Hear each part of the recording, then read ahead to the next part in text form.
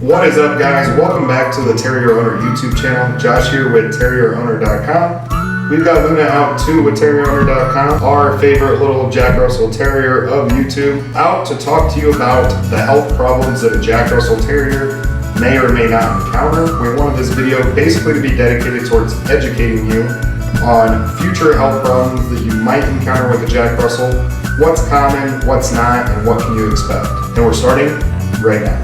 Alright guys, happy Sunday again. Welcome back to the channel. For all of you that are new to the channel and haven't subscribed, be sure to subscribe down below. We do a video every week educating you about terriers in general, but more specifically, most of the time it's about Jack Russell Terriers or the puppies, Jack Russell puppies. So if you think that that would be enjoyable or you appreciate this kind of content, give us a thumbs up. Those thumbs up help us immensely in every fashion possible. Get seen on the YouTube algorithm so that other people can find our content and find it as useful as you guys do. So again, thumbs up. Otherwise, let's go ahead and dive into the health problems that you can expect with a Jack Russell Terrier. Apparently Luna's pretty lazy today. It's a mellow out type day for her, but that's okay. We're only talking about health problems. We don't need her to do anything super fancy. And here's some of the great news for all of you watching that either want to adopt a Jack Russell or just did, is that on a broad statement, again, this is broad and I'm not a vet. I want both of those disclaimers out there on this video now before we dive into the specifics. So I'm not a vet and this is a broad statement. So yes, there are the outliers that exist. There are the dogs with more health conditions, but generally Jack Russells are a very healthy dog breed. They live pretty long lifespans, which is common with small dogs. We're talking about 14 to 17 years, sometimes longer. And throughout that span, it is more known for a Jack Russell to not suffer major issues than to suffer issues. So what I want to do for this video, guys, is I want to start with the ones that are the most common and kind of discuss when those will pop up in your Jack Russell's life. Again, we're going broad and I'm not a vet. So if I mention a specific condition and you have one that's 6 years old and I say that it typically happens later in life, I'm going broad so we don't have to have a bunch of comments going back and forth about how I'm wrong or I have a dog that this happened at a different age. Of course, still leave those comments for us. We want to know about it, but I hope you get the point that this isn't meant to be exact science. It's meant to be just educational and to help you kind of understand what you can expect. And number one, guys, that I want to talk about is eye problems. So Jack Russells are known to lose a little bit of eyesight or have issues with things like even cataracts. And this typically happens with these guys when they get older. So we're looking at the 10 plus age area, and it's not necessarily guaranteed that it will happen, but one of the documented problems that is more prevalent with Jack Russells is eye problems. And in addition to eye problems, you also have hearing problems. So they kind of act like a typical dog in this fashion. A lot of dogs do have eye issues and hearing issues as they get older. For Jack Russells, those are probably the two most common problems that deal with their senses, so hearing and eyesight. And the most common problem that they typically deal with when it comes to joints or any kind of bone structure is knee problems, which for a Jack Russell, the most typical knee problem that you will see is what is called a dislocated kneecap, which is exactly what it sounds like. So they have problems with their kneecap and the joint in the knee having issues as they get older.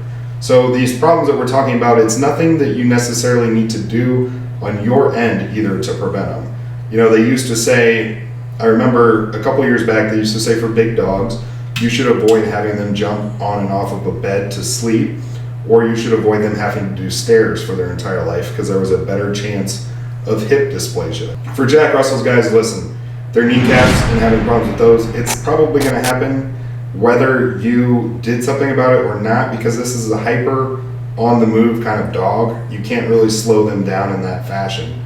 The only thing I can really think of that you could do to make sure that you avoid it somewhat, or at least a smaller chance of avoiding it, would be really being choosy or picky about your breeder and, you know, getting some kind of paperwork or reports on the parents, on the bloodline. What kind of issues did those Jack Russell Terriers have, or that kind of thing. Honestly, you know, for big major health issues like heart problems or, you know, other things that could be fatal for a dog when they're young, I think that that's important. But when we're talking about like these common, we're getting old type dog conditions, I personally am not going to freak out about what breeder I use.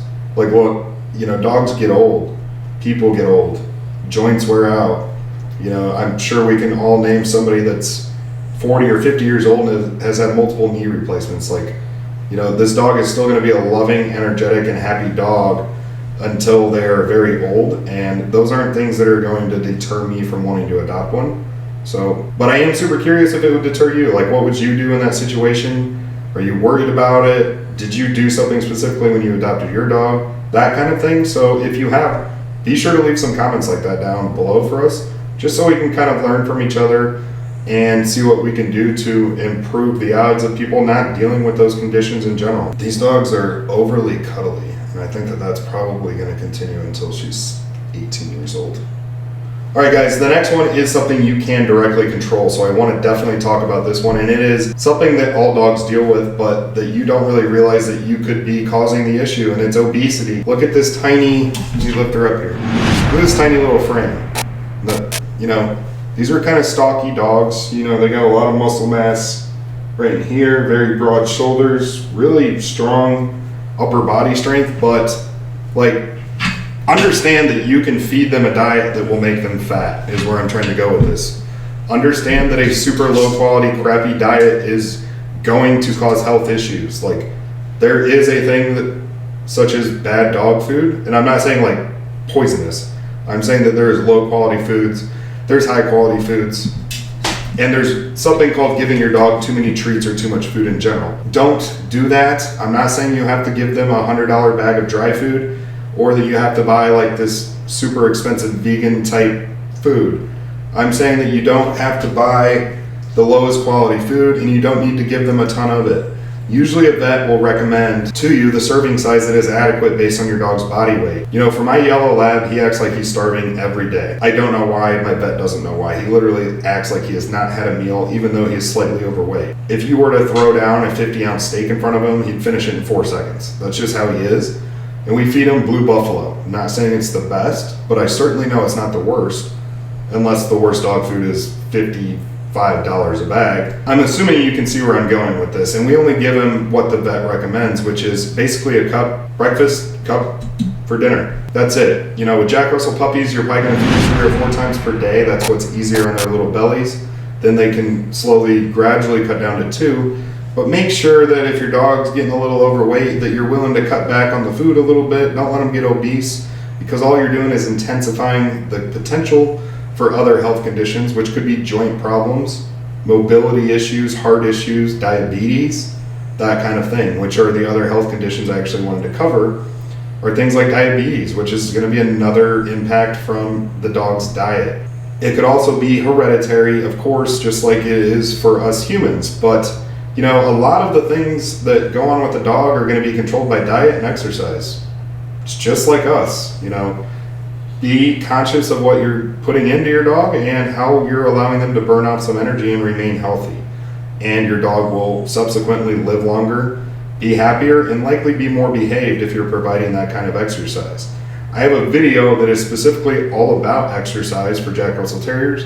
The little tab across the top of the screen will display here at some point, hopefully. But be conscious of that, guys. Don't ever not adopt a Jack Russell worried that they have a ton of health conditions. They are healthy dogs, active dogs. They just need a good diet, some love, and some exercise. And you're gonna have 10 to 20 years of dealing with them chewing up your shoes, running around the house at 100 miles an hour, and doing things to push their boundaries every day. But we still love them. They're still awesome dogs. They find a way to put a smile on your face, and it's totally worth it for some reason. Guys, I'm super curious of what kind of health issues your dog has ever had in the past, especially if it's a Jack Russell Terrier or a Terrier in general. Be sure to leave us some comments. I'd like to know what we could learn more about or educate you guys on.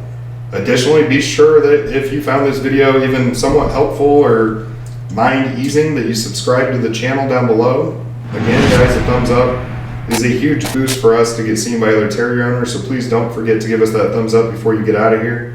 Don't forget, just like we said in Tuesday's video of last week, that we will now be moving to Sundays for our videos. Same time, 11 a.m. Central.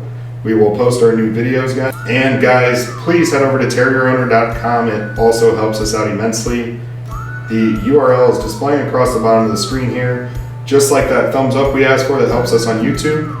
You specifically going to Terrier Owner and browsing around our frequently asked questions about Jack Russells helps us get seen by more people on Google. So if you want to help us out or you enjoy any of our content, that is how you help us out. We appreciate you stopping by. Luna appreciates you stopping by, and we will see you all in the next video. Take care.